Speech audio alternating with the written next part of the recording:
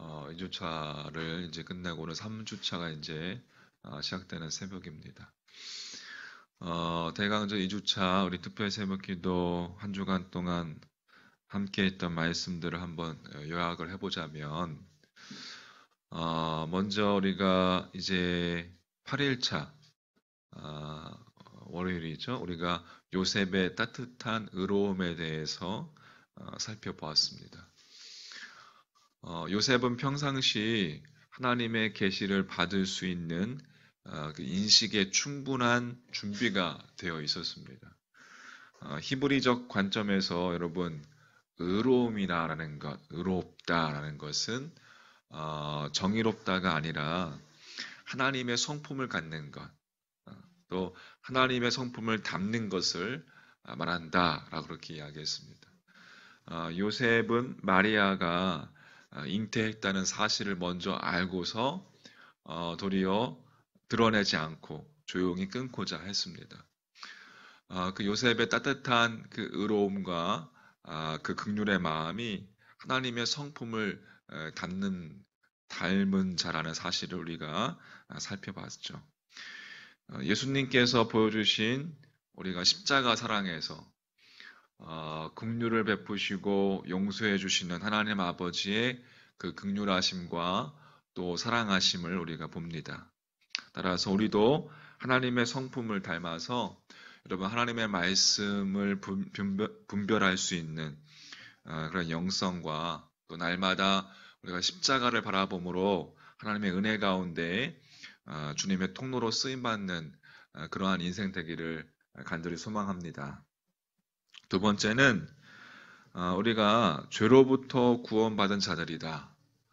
성경에서 우리는 죄를 바라보는 시각이 두 시각을 우리가 성경에서 볼 수가 있는데 바리새인과 예수님과의 차이를 살펴봤죠.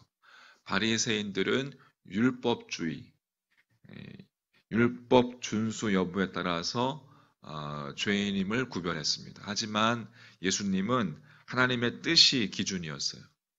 따라서 하나님을 떠난 인생이 바로 죄인인 것이죠. 바울은 인간이 죄 가운데 있을 때 하나님을 알아보지 못하고 또 죄가 인간을 지배해서 왕노릇하는 것으로 그렇게 표현했습니다. 따라서 우리가 구원받는다는 것은 하나님께로 돌아가는 것이 죄의 상태, 죄가 인간을 지배하는 상태에서 벗어나서 하나님의 지배로 들어가는 거예요. 할렐루야. 인간은 그렇게 하나님과의 관계 속에서 자신의 정체성을 알 수 있는 것이고, 하나님과의 관계라는 그 근본적인 자기 정체성 그 위에 인간의 모든 성취도 의미가 있는 것입니다.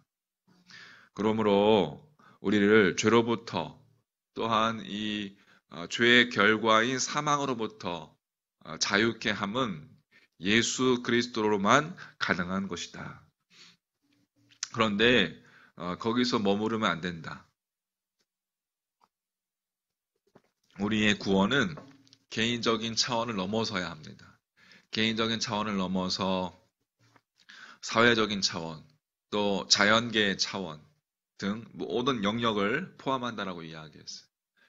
이렇게 예수 그리스도의 은혜에 응답하면서 그의 뒤를 따르는 성화의 삶으로 연결되어야 한다. 그래서 우리 살펴봤고요. 세 번째, 임마누엘. 우리와 함께 하시는 그 임마누엘에 담긴 세 가지 개념에 대해서 살펴봤습니다. 즉, 예수 그리스도는 하나님이시고, 참 하나님이시고, 참 인간이시고, 언제나 우리와 함께 계시는 분이시다라는 의미이죠. 형언할 수 없고 접근할 수 없는 하나님께서 예수님을 통해서 인간이 되셨다는 사실, 우리가 알고 우리가 사랑할 수 있는 대상이 되셨다는 것입니다. 누구나 두려워하거나 여러분 무서워할 필요 없이 하나님을 인격적으로 만날 수 있다는 뜻이에요. 이것이 얼마나 놀랍고 얼마나 여러분 경이로운 일입니까? 우리가 하나님을 우리가 인격적으로 만날 수 있다는 거예요.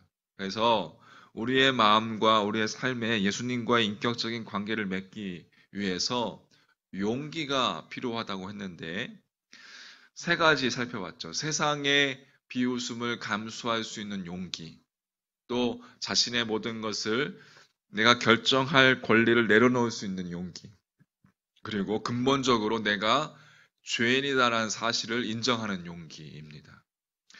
예수님은 우리를 여러분 용서하러 오셨습니다. 주님은 죽을 수밖에 없는 연약한 인간이 되어서 고난과 또 배반과 죽임을 당하셨어요. 그 모든 일을 위해서 날 위해서 당하셨습니다. 따라서 그 주님을 우리가 바라보면 우리도 용기를 얻을 수 있습니다. 할렐루야. 용기의 출처는 내가 아니라 하나님이시죠. 주님을 우리 삶의 중심에 모셔드리고 우리가 주님을 바라볼 때에 우리와 함께 계시는 하나님이 영원히 우리와 함께 계실 것입니다. 자, 네 번째, 마태복음은 구약의 성취라는 사실을 강조하는 이 성취 공식을 자주 사용했습니다. 이 모든 일이 된 것은 주께서 선지자로 하신 말씀을 이루려 하심이라. 이런 것이 성취 공식이라고 이야기했는데 예수 그리스도가 구약의 성취자이시며 또 최종적인 해석자이시며 완성자라는 사실입니다. 이 말은 우리가 성경을 이해함에 있어서 그리스도가 항상 중심이 되어야 한다는 것을 의미하는 것입니다. 동시에 우리 삶의 최종적인 권위가 예수 그리스도여야 한다는 것, 최종적인 권위가 예수 그리스도여야 한다는 실천적인 뜻을 이야기한다는 것이고 그렇게 예수로 살아내는 것이 여러분 더 중요하다는 이야기입니다. 다섯 번째로 오늘날 크리스마스는 여러분 나에게 어떠한 크리스마스인가 라는 것이에요. 헤롯은 오늘 2장에서 읽었는데 헤롯은 왕 대신 주님의 그 탄생 때문에 아기 예수의 탄생 때문에 2살 아래의 아기들 다 죽입니다. 이러한 기록들이 우리에게 전하는 메시지는 참 무겁습니다. 따라서 우리는 크리스마스를 우리들만의 여러분 축제와 기쁨이 되어서는 안 된다는 사실입니다.